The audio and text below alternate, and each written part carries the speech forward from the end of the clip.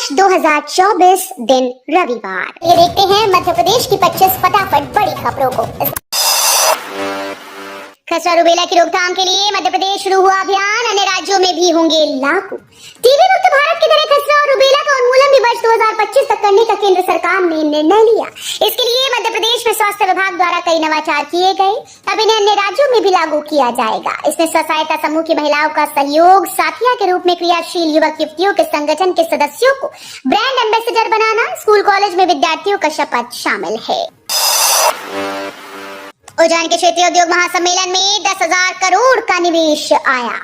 महाकाल की नगरी उज्जैन में हुए 2 दिवसीय क्षेत्रीय उद्योग सम्मेलन में 10,000 करोड़ रुपए का निवेश आया। सम्मेलन में USA, UK, Canada, Fiji, Germany, Japan, Singapore, Israel, दक्षिण कोरिया, जाम्बिया, मलेशिया सहित 12 देशों के उद्यमियों संग 3,700 उत्पाद क्रेता विक्रेता जुटे। मध्य प्रदेश में सभी विभागों के सहयोग से चलाया जाएगा जलहट अभियान। प्रधानमंत्री नरेंद्र मोदी द्वारा देश के प्रत्येक ग्राम में हर घर जल पहुंचाने के लिए वर्ष 2019 में जल जीवन मिशन शुरू किया गया। इस मिशन की पूर्ण सफलता के लिए प्रदेश में मुख्यमंत्री डॉक्टर मोहन यादव के नेतृत्व में जलहट अभियान जन आंदोलन के रूप में चलाया जाएगा। इसमें सरकार और समाज की भागीदारी से हर गाँव, हर नगर में पुराने तालाबों एवं अन्य जल स्रोतों का उन्नयन, विकास, सौंदर्यीकरण, गहरीकरण कराया जाएगा। एबीसी में पंजीयन के बाद विद्यार्थियों की मार्कशीट डिजी लॉकर में रहेगी सुरक्षित। राष्ट्रीय शिक्षा नीति के अंतर्गत आने वाले स्नातक पाठ्यक्रम की पढ़ाई करने वाले विद्यार्थियों का डेटा डिजिटल किया जा रहा है। कॉलेज इन दिनों विद्यार्थियों को एकेडमिक बैंक ऑफ क्रेडिट में पंजीयन करवाने में लगे हैं। ये निर्देश देवी अहिल्या विश्वविद्यालय ने दिए। सरकारी और निजी कॉलेज के विद्यार्थियों का पंजीयन पूरा होने के बाद आईडी नंबर दिया जाएगा, जो परीक्षा फॉर्म में दर्शाना होगा। मध्य प्रदेश में 9वीं और 11वीं के एग्जाम पेपर भी बोर्ड परीक्षा की तरह थाने में रखे गए। मध्य प्रदेश के सरकारी स्कूल के 9वीं व 11वीं की वार्षिक परीक्षाएं 6 मार्च से शुरू होंगी। परीक्षाएं बोर्ड पैटर्न पर ली जाएंगी। इन परीक्षाओं के प्रश्न पत्र भी 10वीं और 12वीं बोर्ड परीक्षा की तरह ही थानों में रखे गए। ऐसा पहली बार हुआ।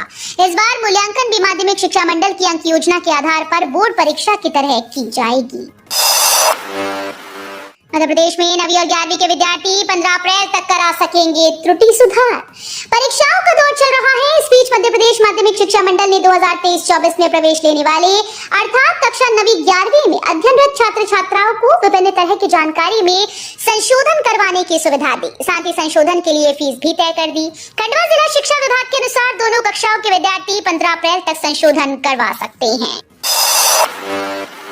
एमपी में एयर एम्बुलेंस सेवा शुरू होने के फायदे। एमपी में सीएम डॉक्टर मोहन यादव ने पीएम श्री एयर एम्बुलेंस सेवा की वर्चुअली शुरुआत की है। एयर एम्बुलेंस के जरिए रोड और इंडस्ट्रियल एरिया में होने वाले गंभीर हादसों पर लोगों को एयरलिफ्ट किया जाएगा।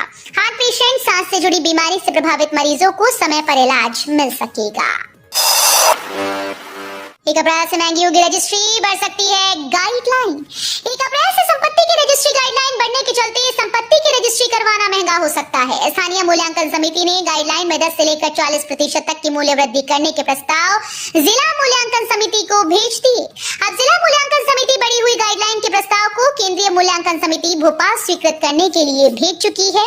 केंद्रीय मूल्यांकन समिति से मूल्य वृद्धि स्वीकृत होने के बाद 1 अप्रैल से नई गाइडलाइन लागू हो जाएगी। मध्य प्रदेश में कब किसको कैसे मिलेगी एयर एम्बुलेंस की सुविधा। मध्य प्रदेश के छोटे शहरों में गंभीर बीमारी से पीड़ितों को आपातकालीन परिस्थिति में बड़े शहरों के अस्पताल तक पहुंचाने के लिए एयर एम्बुलेंस की सुविधा उपलब्ध होगी। मध्य प्रदेश में इस सेवा का नाम बदलकर पीएम एयर एम्बुलेंस सेवा किया गया। देश के अन्य राज्यों में स्थित अस्पतालों के लिए भी एयर एम्बुलेंस चलाई जाएगी। अभी तक एयर एम्बुलेंस का उपयोग आर्थिक रूप से संपन्न लोग ही कर पाते हैं। सरकार प्रोजेक्ट में सफल हुई तो सरकारी कर्मचारियों को एवं आम लोगों के लिए भी एयर एम्बुलेंस का उपयोग किया जाएगा। बोले शिवराज सिंह विकसित भारत बनाने की दिशा में काम करेंगे। मध्य प्रदेश के पूर्व मुख्यमंत्री शिवराज सिंह चौहान को बीजेपी ने नई जिम्मेदारी दी। पार्टी ने उन्हें विदिशा लोकसभा सीट से प्रत्याशी बनाया। कैंडिडेट बनाए जाने को लेकर शिवराज सिंह ने कहा कि हम पीएम मोदी के नेतृत्व में विकसित भारत बनाने की दिशा में काम करेंगे। ये उम्मीदवारों की एक बहुत ही संतुलित सूची है, जिसमें युवा महिलाएं शामिल हैं और दूसरों को काम करने का मौका दिया गया। 1,500 करोड़ में बनेगा इंदौर का पश्चिमी बाईपास। पहले पैकेज के लिए केंद्र सरकार ने किया पैसा मंजूर। इंदौर के पश्चिमी बाईपास के लिए केंद्र सरकार ने 1535 करोड़ रुपए मंजूर कर दिए हैं। राष्ट्रीय राजमार्ग प्राधिकरण ने टेंडर भी जारी कर दिए।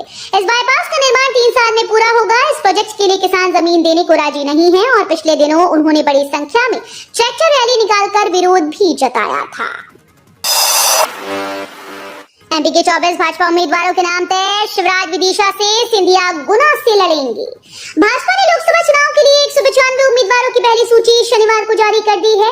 मध्य प्रदेश की 29 में से 24 सीटों के लिए नाम सामने आए। पूर्व मुख्यमंत्री शिवराज सिंह चौहान को विदिशा और केंद्रीय मंत्री ज्योतिरादित्य सिंधिया को गुना से उम्मीदवार बनाया गया। 13 सांसदों को रिपीट किया गया, वहीं 11 सीटों पर नए चेहरे उतारे गए। 4 मार्च को मोहन सरकार जाएगी अयोध्या। वहां विक्रमादित्य घाट और धर्मशाला बनाने की संभावना टटोलेगी। मध्य प्रदेश के डॉक्टर मोहन कैबिनेट 4 मार्च को श्री रामलला के दर्शन के लिए अयोध्या जाएगी। मुख्यमंत्री डॉक्टर मोहन यादव विशेष विमान से सभी मंत्रियों के साथ रामलला के दर्शन करने जाएंगे। मुख्यमंत्री ने कहा कि सरकार वहां विक्रमादित्य घाट और प्रदेश की जनता के लिए धर्मशाला बनाने की संभावना भी टटोलेगी। 7 मार्च से शुरू हो रहा एडल्ट बीसीजी वैक्सीनेशन अभियान। 2,75,000 लोगों को किया गया चिन्हित। डॉक्टर गौरव जैन ने बताया कि ये वैक्सीन पूरी तरह से सुरक्षित है और इसके लिए 18 साल से अधिक उम्र के लोगों को चिन्हित किया गया है, जिसमें वो लोग प्रमुख रूप से शामिल हैं जो टीबी के मरीज हैं, और 60 साल तक की उम्र के लोगों को भी ये वैक्सीन लगाया जाएगा। जिले में टीबी रोग से बचाव के लिए लोगों को एडल्ट बीसीजी वैक्सीनेशन अभियान शुरू किया जा रहा है, जो 7 मार्च से शुरू हो। प्रभाष जोशी की पुस्तक विनोबा दर्शन का लोकार्पण आज उप मुख्यमंत्री राजेंद्र शुक्ल आएंगे।